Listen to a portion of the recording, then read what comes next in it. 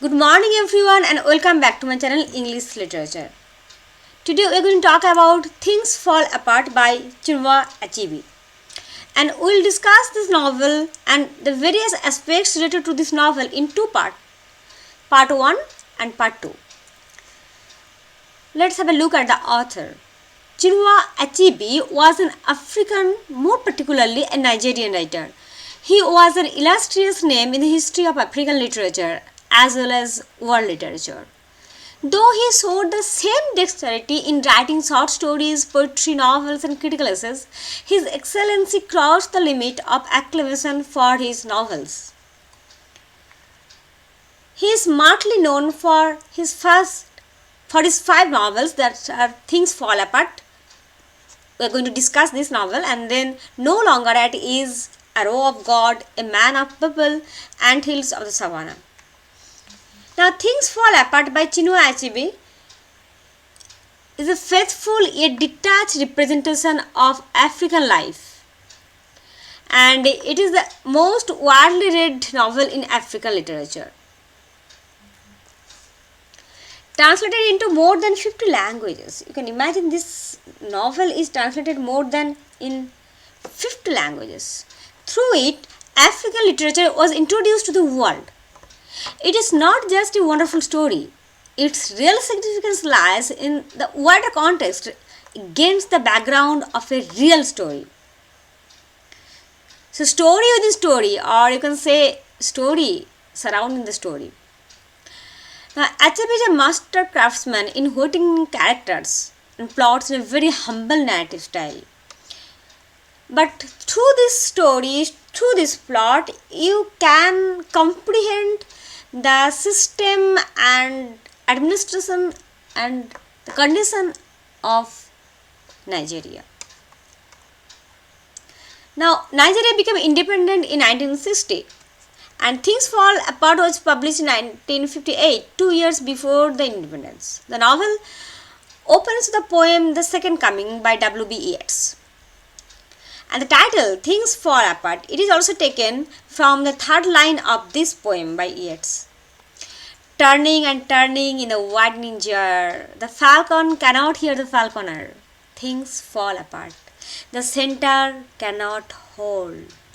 Mere anarchy is loosed upon the world. So turning and turning in the widening jar. It is from the center, if you take it as a center, the jar is turning and turning, and no control. There is no control. Okay, mere anarchy is loosed upon this world. Though the context for the poet and the novelist was different, yet they both represent a situation where anarchy loses open.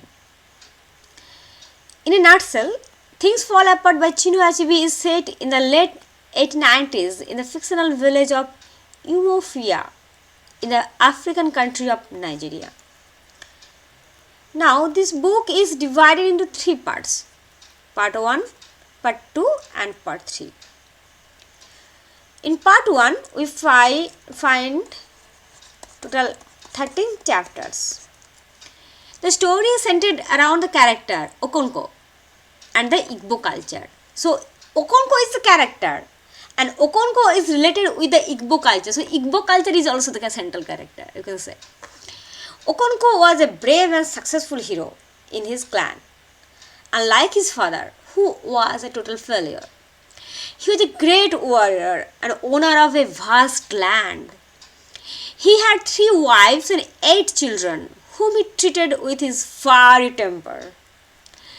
Perhaps down in his heart, Okonko was not a cruel man, but his whole life was dominated by fear.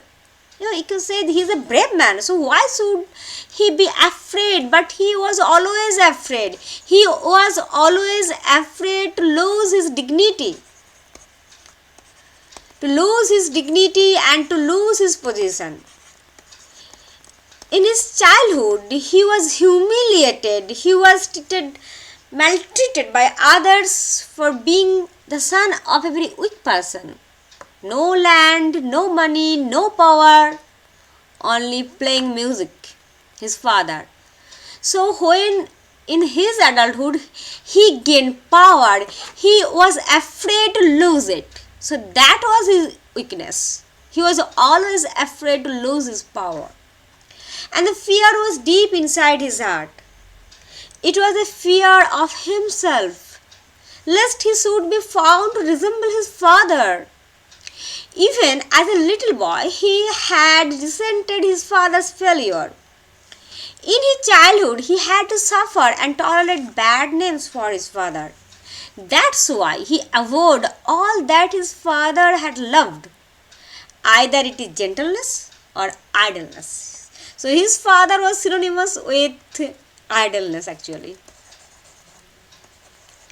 And for Okonkwo, idleness or gentleness, whatever you say it, just another name of human weakness. He was also a strong man and possessed tremendous energy. At a very early age, he gained respect and fame by defeating a wrestler, Amalanji the cat. The name of the wrestler, you have to remember the name of the wrestler whom Okonkwo defeated. He could work hard from dawn to dusk on his farm and kept his family in stern surveillance from laziness, any type of laziness. He ruled his family like a king with a heavy hand, and his family lived in constant fear of his fiery temper, and his wives also. Unfortunately, to his utmost anxiety, his eldest son, Noe, this is very important character in this novel, Noe inherited his grandfather's carefree, lazy attitude. So, this was the reason of Okonkwo's he was too much upset for this reason. Accidentally, a neighboring clansman of Maboino killed one of the daughters of Umofia. So you have to understand this point. Maboino and Umofia. Okay.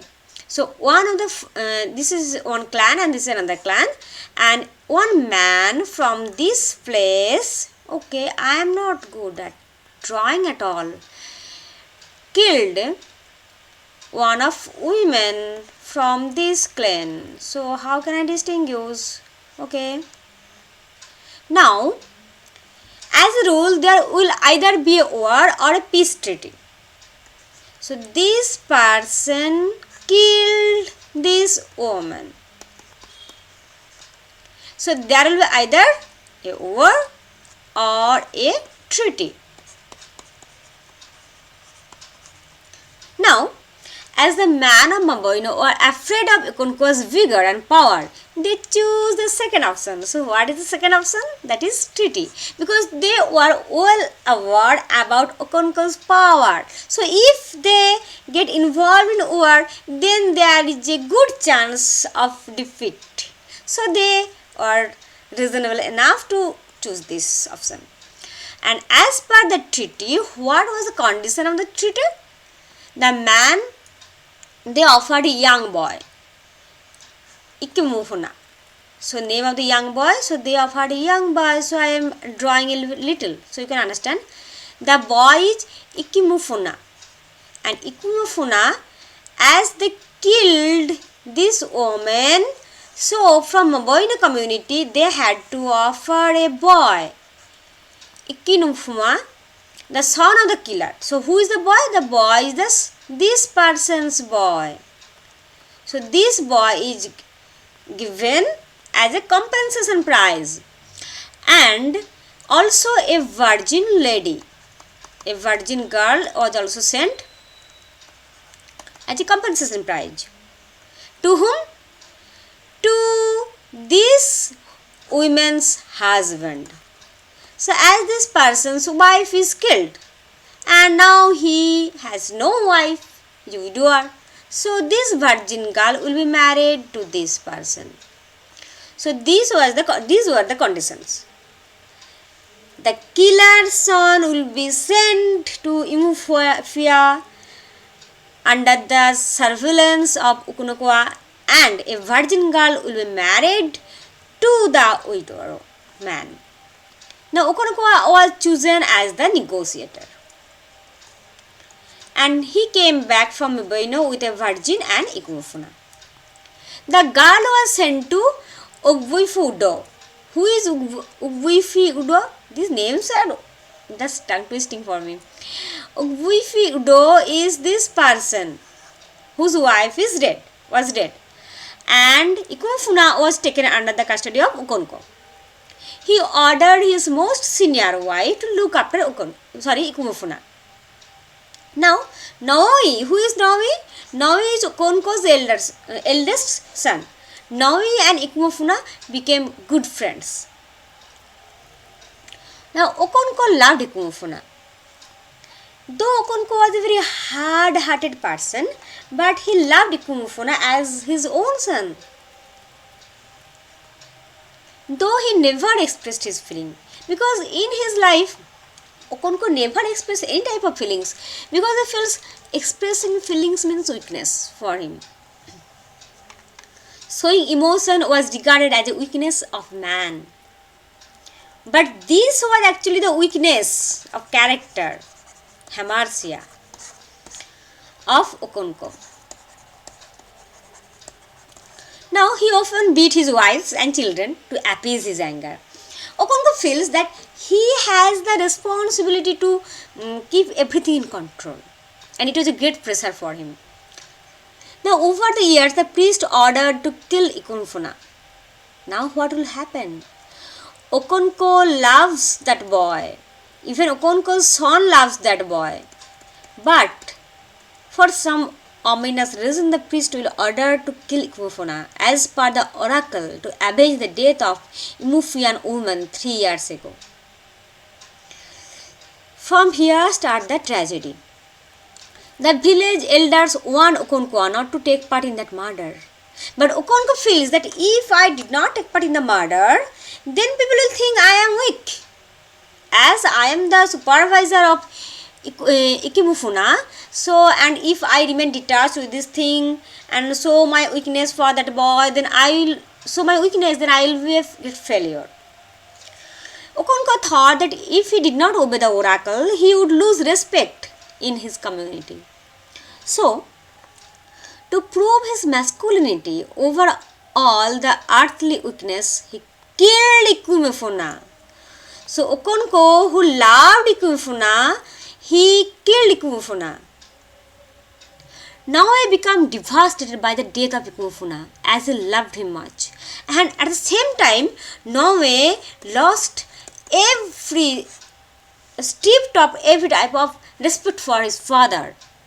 This brutality on the part of his father sowed the seed of hatred in Norway's character, in Norway's heart.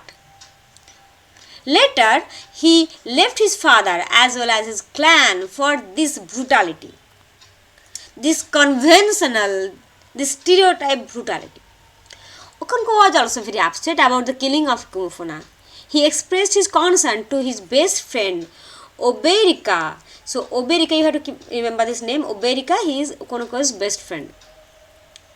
Meanwhile, Ejinma, Okonkwo's and Ikwufi's daughter, fell ill. So, Ejinma, who is Ejinma? Ejinma is Okonkwo's daughter, and she fell ill. Now, Okonkwo is very fond of her. Both husband and wife toil hard to recover her. When one of the elders of the clan, Ogbuifi Ijudu, died, Okonkwo felt distressed. During the funeral ceremony, accidentally Okonkwo's gun exploded, killing Ijudu's son. So another accident after accident. So Okonkwo's gun exploded accidentally, killing the son of the person who has died and whose funeral ceremony was going on. And what will happen next? Okay, come to part 2, chapter 14 to 19. Here we'll know about the next what happened. As for the rule of punishment for killing a clansman, Okonkwo and his family were exiled for 7 years from Imufuya. They settled in Mabanta, Okonko's mother's village. So they were exiled for 7 years. So that was the punishment. Exiled for long 7 years. So they went to Mabanta, Okonko's mother's village. Though there Okonko was welcomed, he was very depressed at his fate. He realized he could not surpass his fate. And during his absence, Okonko was visited by his friend Oberika, who narrated to him the invasion of white men in neighboring areas and the consequence of bloodshed and devastation. So from this started a new story, colonization, story of colonization. The white men are approaching their clans and their society and their areas and their land, and the clash and conflict between the Aboriginal people and the white men started. Later, the Christian missionaries invaded Mabanta and started building a church. They manipulated the native people to become Christians, and Noe converted to Christianity, violating his father. So, Noe's first act of violation started with this. He became a Christian, violating his father, because already in his heart there is a deep, tremendous hatred for his father's cruelty and brutality, for killing Ikumfuna. So, what happened next? Gradually, the missionaries started building schools in different areas. So, the white power was taking over the native people. Now, in part 3, that is, we will talk about from 14 to 25, there is some mistake, I think 19, sorry, it will be 19, because 19 to 25, part 3. When Okonko returned to Umufuya, after 7 years, he got stunned at the huge change in his village. Many of his clansmen took a new religion. So after 7 years, Okonko is returning. And he found everything had changed. The white people had changed this place. Many of his clansmen took a new religion, that is Christianity. The white man has encroached on the area and started their ruling with their judiciary system, their prison house, missionaries, school, church. Okonko wanted to fight them, but it was too late for Okonko. Long 7 years has changed, and Okonko's control over the situation was no more. The Igbo community was divided. Some of them welcomed the change and some are not. So the Igbo community was already divided, losing its unity, losing its power. And it is easy to rule the who are divided.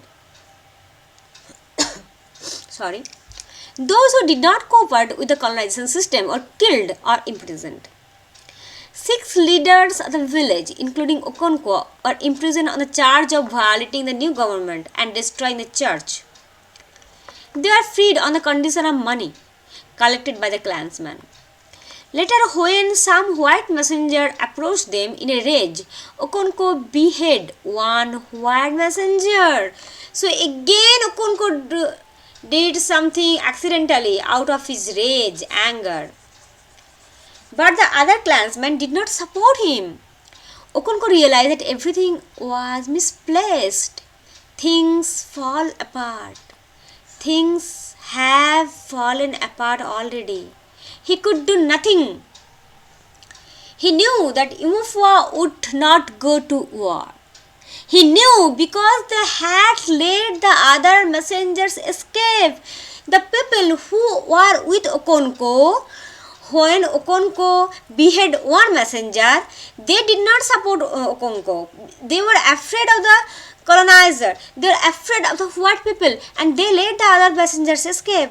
So then Okonko realized that people are not with him. The situation is not same that was before 7 years.